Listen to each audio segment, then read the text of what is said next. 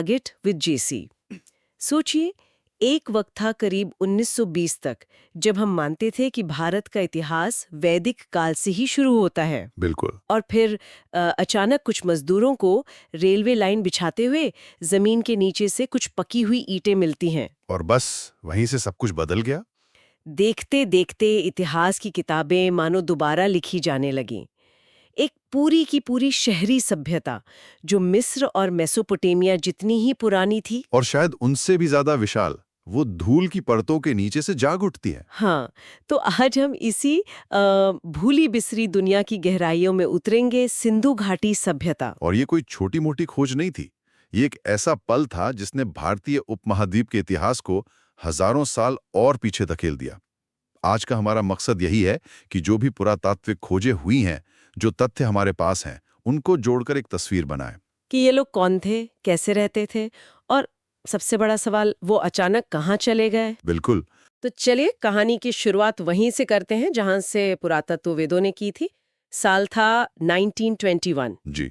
1921 में sir John Marshall के निर्देशन में दयाराम साहनी ने हड़प्पा नाम की जगह पर खुदाई शुरू की। अच्छा, तो दयाराम साहनी का नाम इसीलिए सबसे पहले आता है? हाँ, क्योंकि ये एक व्यवस्थित खुदाई थी। जी। मतलब ईंटें तो पहले भी मिली थी, पर किसी ने उसकी असली अहमियत नहीं समझी थी। जी। और फिर देखिए, ठीक अगले ही साल 1922 में राखलदास बैनर्जी। सही, राखलदास बैनर्जी ने लगभग 600 किलोमीटर दूर मोहनजोदड़ो की खोज की।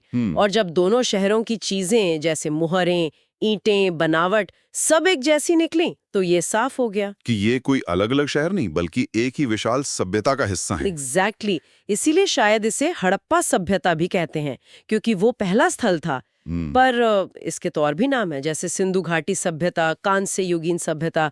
ये सब क्यों? देखिए, हर नाम इसकी एक अलग खासियत बताता है। सिंधु घाटी सभ्यता इसलिए क्योंकि शुरुआती जो ज्यादातर बड़े शहर मिले वो सिंधु नदी और उसकी सहायक नदियों के किनारे थे। ठीक है, ये तो लॉजिकल है। और हड़प्पा सभ्यता कहना एक पुरातात्विक परंपरा है। किसी भी नई संस्कृति का नाम उस पहली जगह पर रख दिया जाता है जहां वो मिलती है। और कांस्य युगीन मतलब ब्रॉन्ज एज। जी, ये उनकी टेक्नोलॉजी को दिखाता है। ये वो लोग थे जिन्होंने तांबे में टिन मिलाकर कांसा बनाना सीख लिया था। ये उस दौर के लिए एक बहुत बड़ी मतलब टेक्नोलॉजिकल लीप थी। और सबसे हैरान करने वाली बात, ये गांव नहीं थे, ये पूरे के पूरे शहर थे, एक नगरीय सभ्यता। हाँ, और यहीं पर एक बहुत ही महत्वपूर्ण वर्गीकरण आता है जो परीक्षा में अक्सर पूछा जाता है। सिंधु सभ्यता को आद्य ऐतिहासिक यानी प्रोटो हिस्टोरिक काल में रखा जाता है। आद्य ऐतिहासिक, ये थोड़ा मुश्किल शब्द है, इसे आसान भाषा में समझाएंगे? जरूर। आप सोचिए कि भविष्य के इतिहासकार हमारे आज के शहरों को खोद निकालते हैं। उन्हें हमारी इमारतें, सड़कें, सब कुछ मिलता है। हमारे स्मार्टफोन्स भी मिलते हैं। हाँ, मान लीजिए, लेकिन वो हमारी भाषा नहीं पढ़ पाते, हिंदी, अंग्रेजी कुछ भी नहीं। तो वो देख तो सकते हैं कि हम कैसे रहते थे, पर वो ये नहीं जान सकते कि हम क्या सोचते थे, क्या लिखते थे। मतलब हमारे लिखे हुए का कोई मतलब नहीं रह जाएगा उनके लिए। बिल्कुल। सिंधु सभ्यता के साथ हम ठीक इसी स्थिति में हैं। हमें उनकी लिपि में लिखी हुई मोहरें मिली हैं, पर हम आज तक उसे पढ़ नहीं पाए हैं। तो इतिहास का यही दौर आद्य ऐतिहासिक कहलाता है। एक ऐसा इतिहास जिसकी आवाज खो गई है। वाह! तो जब ये पता चला कि एक पूरी सभ्यता है, तो अगला सवाल जरूर ये रहा होगा कि भाई ये कितनी बड़ी थी, कहाँ तक फैली हुई थी? बिल्कुल। और इसका जो विस्तार है वो सच में चौंकाने वाला है। अगर आप इसके चारों कोनों को नक्शे पर मिलाएं तो एक लगभग त्रिभुज जैसी आकृति बनती है। त्रिभुजाकार। ठीक है। इसका सबसे उत्तरी छोर था मांडा में, आज के जम्मू कश्मीर में, चिनाब नदी के किनारे। जम्मू कश्मीर से। और सबसे दक्षिण में कहाँ तक? वो था महाराष्ट्र के दैमाबाद में, प्रवरा नदी के तट पर। महाराष्ट्र तक। मतलब उत्तर में हिमालय की तलहटी से लेकर दक्षिण में दक्कन के पठार तक। जी। और पूरा पश्चिम का फैलाव भी कुछ कम नहीं। पूर्वी सीमा थी उत्तर प्रदेश के आलमगीरपुर तक। अपने उत्तर प्रदेश में? हाँ, हिंडन नदी के पास। और पश्चिमी सीमा थी सुतका गंडोर, जो आज पाकिस्तान के बलूचिस्तान में है, समंदर के बहुत करीब। ये तो मतलब मिस्र और मेसोपोटामिया के सभ्यताओं के कुल क्षेत्रफल से भी बड़ा इलाका हो गया। काफी बड़ा। कमाल है। तो अब इन हजारों स्थलों में से कुछ शहर तो ज्यादा महत्वपूर्ण रहे होंगे, है ना? जैसे आज के दौर में राजधानी शहर होते हैं। चलिए कुछ ऐसे ही प्रमुख शहरों की बात करते हैं शुरुआत करते हैं हड़प्पा और मोहनजोदड़ो से। ये दोनों शायद सबसे बड़े और सबसे महत्वपूर्ण शहरी केंद्र थे। हड़प्पा से जो सबसे प्रभावशाली ढांचा मिला है वो है एक विशाल अन्नागार, मतलब एक ग्रेनरी। अन्नागार यानी अनाज रखने का गोदाम। हाँ, पर कोई छोटा मोटा गोदाम नहीं। इसमें 6-6 की 2 पंक्तियों में बने कुल 12 बड़े बड़े कमरे थे। सिर्फ एक अन्न भंडार का मिलना इतनी बड़ी बात क्यों है? ये उस समाज के बारे में क्या बताता है? ये बहुत कुछ बताता है। इतना बड़ा सेंट्रल ग्रैनरी बनाने का मतलब है कि उनके पास एक शक्तिशाली प्रशासनिक व्यवस्था थी। जो शायद टैक्स के रूप में अनाज इकट्ठा करती थी। हो सकता है। इसका ये भी मतलब है कि उनकी खेती में सरप्लस था, मतलब जरूरत से ज्यादा अनाज पैदा हो रहा था। और ये भी कि वो भविष्य के लिए योजना बनाते थे। अकाल या बाढ़ जैसी आपदाओं के लिए। बिल्कुल।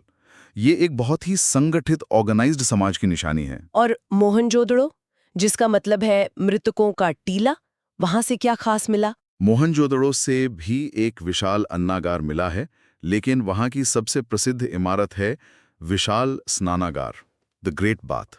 द ग्रेट बाथ, हाँ, इसकी तस्वीरें तो बहुत देखी हैं। आप सोचिए, 4,500 साल पहले बना एक खूबसूरत पक्की ईंटों का बड़ा सा तालाब, जिसमें उतरने के लिए सीढ़ियां हैं। पानी लीक ना हो इसके लिए बिटुमिन का इस्तेमाल किया गया है। इसका मकसद क्या था? कोई धार्मिक अनुष्ठान? ये आज भी एक पहेली है। शायद कोई खास धार्मिक अनुष्ठान के लिए था, या फिर सामाजिक समारोहों के लिए। हम बस अनुमान लगा सकते हैं। और यहीं से तो वो कांसे की नर्तकी की मूर्ति भी मिली है ना, द डांसिंग गर्ल। जी हाँ, वो छोटी सी मूर्ति कला का एक अद्भुत नमूना है। उसका जो आत्मविश्वास से भरा पोज है, वो उस दौर के समाज की एक छोटी सी खिड़की है। और पशुपतिनाथ वाली मुहर भी यहीं से मिली थी। सही पकड़ा। एक मुहर मिली है जिस पर एक योगी की मुद्रा में बैठे देवता हैं, जिनके चारों ओर जानवर हैं। कई विद्वान इसे भगवान शिव का आरंभिक रूप पशुपतिनाथ मानते हैं। अच्छा, तो ये दो बड़े शहर हो गए, लेकिन किसी भी सभ्यता को चलाने के लिए व्यापार और उद्योग भी तो चाहिए। लोथल और चन्हूदड़ो जैसे शहर शायद यही भूमिका निभाते थे। आपने बिल्कुल सही कहा। लोथल, जो आज के गुजरात में है, इस सभ्यता का एक प्रमुख व्यापारिक बंदरगाह था। बंदरगाह। जी, यहाँ की सबसे बड़ी खोज है गोदीवाड़ा, यानी एक डॉकयार्ड। ये एक मानव निर्मित ढांचा था जहां जहाज आकर रुकते थे और माल लादा उतारा जाता था। ये तो समुद्री व्यापार का एक सीधा सबूत हो गया। अकाट्य प्रमाण। और इस बात को और पुख्ता करने के लिए यहाँ से फारस, यानी आज के मेसोपोटामिया की एक मुहर मिली है। वाह, मतलब सिंधु घाटी के व्यापारी हजारों किलोमीटर दूर मेसोपोटामिया तक व्यापार करने जाते थे। बिल्कुल। ये तो कमाल है। और चन्हूदड़ो, उसे एक औद्योगिक नगर कहा जाता है। चन्हूदड़ो एक तरह से इस सभ्यता का इंडस्ट्रियल जोन था। यहाँ बड़े पैमाने पर प्रोडक्शन का काम होता था। यहाँ से मन के, मतलब बीड्स बनाने का एक पूरा कारखाना मिला है। मन के, जो गहनों में इस्तेमाल होते हैं। जी जी, कीमती पत्थरों को काटने, घिसने और उनमें छेद करने के औजार मिले हैं। ये मन के शायद मेसोपोटामिया तक निर्यात किए जाते थे। मुझे याद आ रहा है, यहाँ से एक बड़ी मजेदार खोज भी हुई थी। हाँ, वो एक छोटी सी मोहर पर मिले निशान हैं। ऐसा लगता है जैसे गीली मिट्टी पर एक बिल्ली के पंजों के निशान हैं, और ठीक उनके पीछे एक कुत्ते के पंजों के निशान। मानो कुत्ता बिल्ली का पीछा कर रहा हो। बिल्कुल।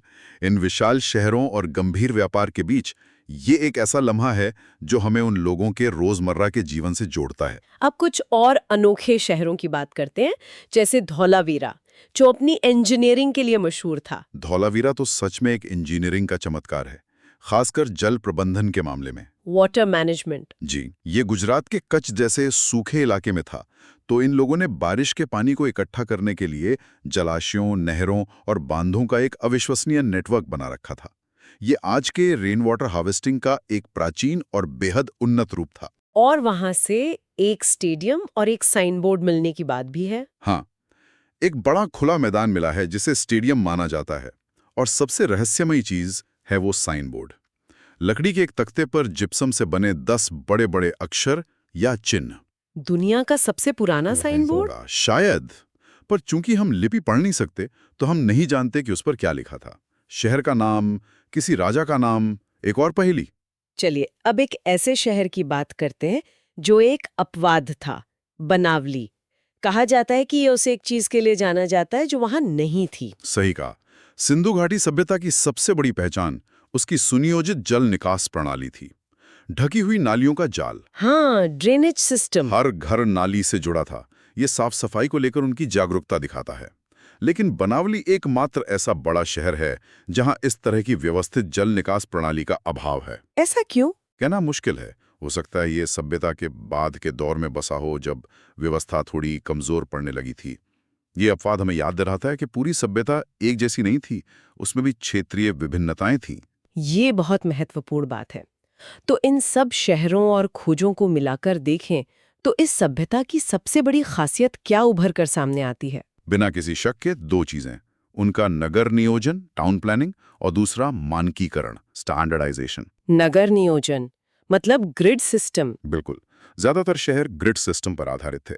मुख्य सड़कें एक दूसरे को समकोण पर काटती थीं। शहर दो हिस्सों में बटा होता था, एक ऊंचा हिस्सा दुर्ग या सिटाडेल और एक निचला शहर आम लोगों के लिए। और मानकीकरण से आपका क्या मतलब है? इसका सबसे अच्छा उदाहरण है उनकी ईंटें।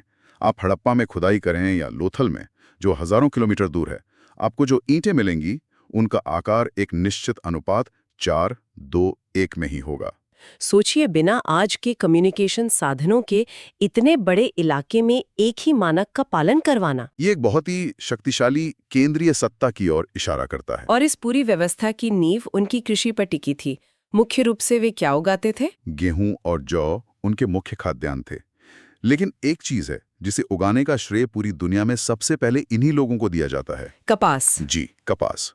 यूनानियों ने इसीलिए इस इलाके को सिंडोन कहा, जो सिंधु शब्द से ही निकला है। तो अब तक की सारी जानकारी को अगर हमें परीक्षा के नजरिए से कुछ मुख्य बिंदुओं में समेटना हो तो वो क्या होंगे? सबसे पहला, ये एक कांस्य युगीन नगरीय और आद्य ऐतिहासिक सभ्यता थी। दूसरा, इसका आकार त्रिभुजाकार था। तीसरा, नगर नियोजन और जल निकास प्रणाली इसकी सबसे बड़ी विशेषता थी। चौथा, लिपि। हाँ, इनकी लिपि भावचित्रात्मक थी जिसे पढ़ा नहीं जा सका है। और पांचवा, मोहरों